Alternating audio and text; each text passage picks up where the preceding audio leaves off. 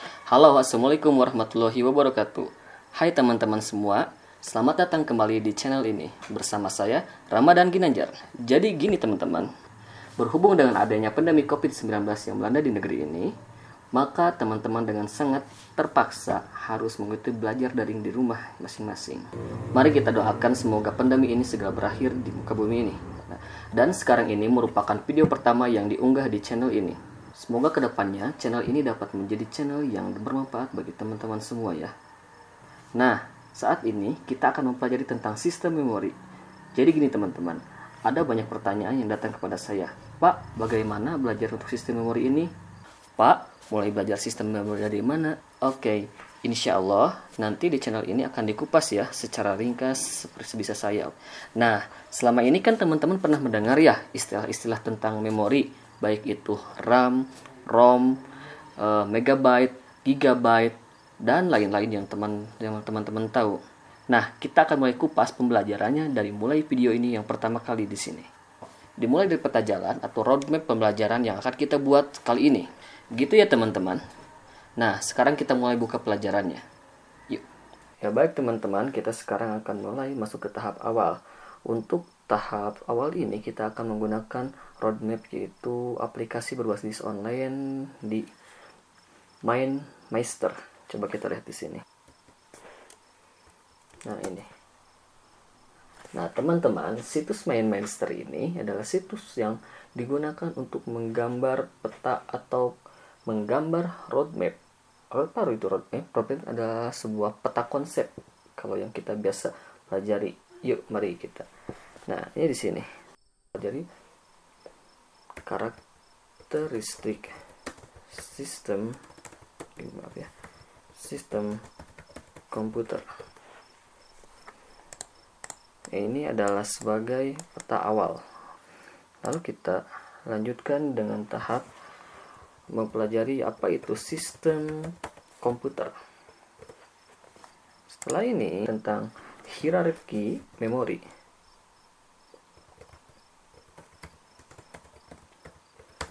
Sistem komputer ini terdiri dari satu, yaitu lokasi memori, dua, kapasitas memori,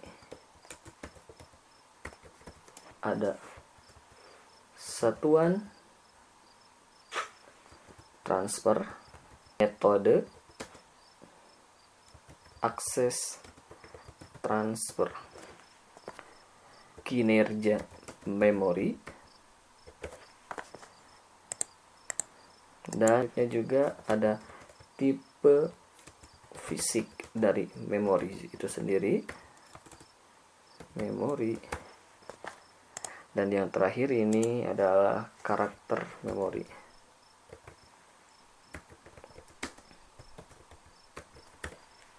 Nah, jadi ini peta konsep yang akan kita pelajari. Nah, kita untuk slide ini akan membuat judul dengan karakteristik sistem memori. Di karakteristik sistem memori ini terbagi menjadi dua subjudul. Dua subjudul itu adalah yang pertama sistem komputer dan yang kedua hierarki memori. Kita akan mempelajari apa saja. Nah, untuk selanjutnya kita langsung aja pindah ke slide ya. Baik teman-teman, kita akan masuk ke bab inti dari pelajaran ini. Pelajaran sistem memori yang tertuang di dalam buku sistem komputer yang berada di dalam bab 9. Bab 9 itu berjudul menganalisis sistem memori atau menganalisis memori. Kitanya itu bahasa sederhananya ya berkenalan dengan memori ya. Video kali ini dibuat oleh saya sendiri, Ramadan. Lalu kita masuk ke langkah awal untuk memahami sistem memori. Nah, ini yang telah tadi kita buat bersama-sama ya. Di dalam pada konsep itu ada subjudul yang berjudul sistem memori. Lalu dari sistem memori ini memiliki subjudul lagi, yaitu lokasi memori, kapasitas memori, satuan transfer, dan metode akses transfer. Lalu ada kinerja memori, tipe fisik memori, dan karakter memori. Apa aja sih yang akan kita pelajari hari ini? Yuk. Nah, yang akan kita pelajari hari ini, yang pertama Itu lokasi memori, yang kedua kapasitas memori, dan yang ketiga tipe fisik dari memori itu sendiri. Oke, kita masuk ke lokasi memori. Lokasi memori, di mana sih tempat lokasi memori itu? Nah, lokasi memori ini, tempatnya dari memori ini yaitu ada 3 macam, ada 3 lokasi ya. Yang pertama itu adalah di CPU atau yang kita kenal dengan Central Processing Unit. Memori yang terletak di CPU ada 2. Apa aja itu? Yang pertama itu register dan cache memory. Kita perjelas ya. Register. Nah, apa sih register itu dan apa sih cache memory itu? Register adalah sebuah komponen yang berada di dalam prosesor yang termasuk ke dalam arsitektur komputer. Register sendiri adalah sejumlah kecil dari memori-memori komputer yang bekerja dengan kecepatan sangat tinggi. Itu semua digunakan untuk melakukan eksekusi terhadap program-program komputer yang dijalankan. Dan sekarang apa itu? Cache memory, atau kita tulis cache memory.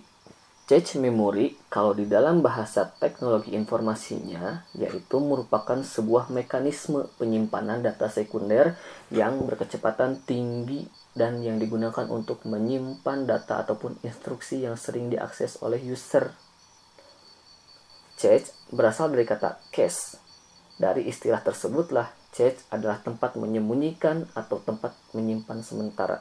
Jadi cache ini sifatnya sementara ya. Next, lokasi yang kedua. Lokasi yang kedua ini adalah memori internal. Memori internal atau memori yang ada dan terletak di dalam motherboard. Apa aja? Yaitu memori utama, yaitu yang kita sebut dengan RAM. Terus yang kedua, memori ROM. Ini selalu berpasangan ya antara RAM dan ROM. Di dalam lokasi memori yang nomor urut 3 yaitu memori eksternal. Memori eksternal ini memori yang terletak di luar badan motherboard. Seperti apa? Hard disk, USB, pita magnet, floppy disk, memory card. Seperti itulah yang sifatnya bisa di input atau output atau cabut plug and play kayak gitu ya. Selanjutnya kita masuk ke kapasitas memori ya teman-teman. Kapasitas memori adalah kemampuan memori dalam menyimpan data dalam ukuran bit, byte, kilobyte, megabyte, gigabyte, terabyte, dan seterusnya. Banyak kan? Nih, ini adalah tabel dari satuan kapasitas memori. Kita bisa lihat di tabel satuan memori ini, 1 byte berarti 8 bit atau 1 karakter. 1 kilobyte berarti 1024 byte. Dan 1 megabyte itu berarti 1024 kilobyte. Dan 1 gigabyte berarti 1024 megabyte. Dan 1 terabyte itu berarti 1024 gigabyte. Terbayang teman-teman? Kita masuk ke tipe fisik memori. Jenis fisik memori. Ada 2 tipe fisik memori yang harus teman-teman ketahui, yaitu memori semikonduktor. Apa itu memori semikonduktor? Yaitu adalah memori yang memakai teknologi LSI atau VLI. Memori ini banyak digunakan untuk memori-memori internal layaknya RAM. Dan yang kedua ini adalah memori yang permukaannya magnetik. Itu memori banyak digunakan untuk memori eksternal, yaitu disk atau pita magnetik. Yang teman-teman tahu adalah RAM dalam hal ini contohnya, dan yang kedua adalah permukaan magnetik, yaitu dari hard disk. Oke, karakter fisik memori ada yang memori volatile dan memori non-volatile. Apa itu memori volatile?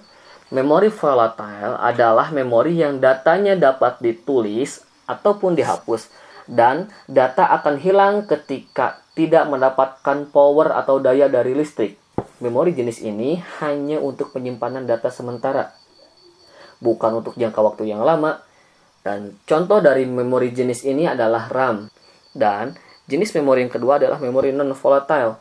Memori non-volatile ini sebaliknya dari memori volatile. Memori non-volatile adalah memori yang datanya dapat ditulis dan dihapus. Jadi dapat ditulis dan dihapus. Akan tetapi datanya tidak hilang ketika listriknya mati. Apa itu coba? Benar. Itu hard disk. Kayak hard disk, floppy disk, USB, CD, dan lainnya.